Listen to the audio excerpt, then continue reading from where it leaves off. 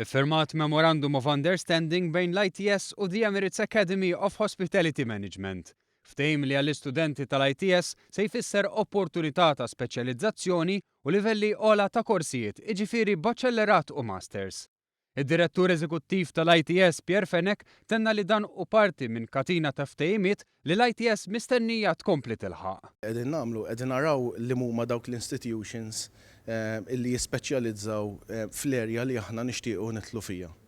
U qed nagħmlu agreements ma' dawk l-institutions li fl-opinjoni tagħna qed jeċċellaw f'dik l-erja partikolari. Fenech tenna li lan tal-ITS huwa li toffri għażla ikbar ta' korsijiet u kwalifiċi tal-ogħla livell biex tilqa' l-isfidi tal-ġejjieni. B'dan il-ftehim anke fil-livelli ta' baċellerat u masters.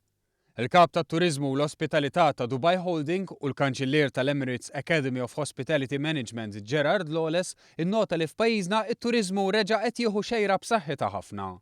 Innota li għal snin twal l-Emirates Academy produċiet diriġenti tal-ogħla kwalità u issa qed toffri korsijiet anke f'livell ta' masters.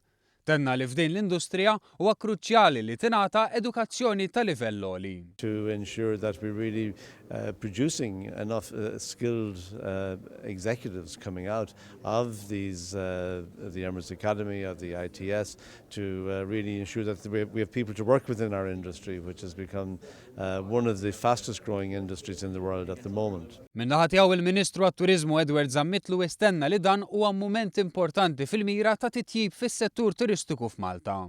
Ftehim ma' Akkademja ta' Klassi Mondjali li jmur id-fit mal-għan biex l-ITS ikun trasformat f'ċentru ta' eċċellenza fl-edukazzjoni u taħriġ vokazzjonali fis-setturi tat-turiżmu u l-ospitalità.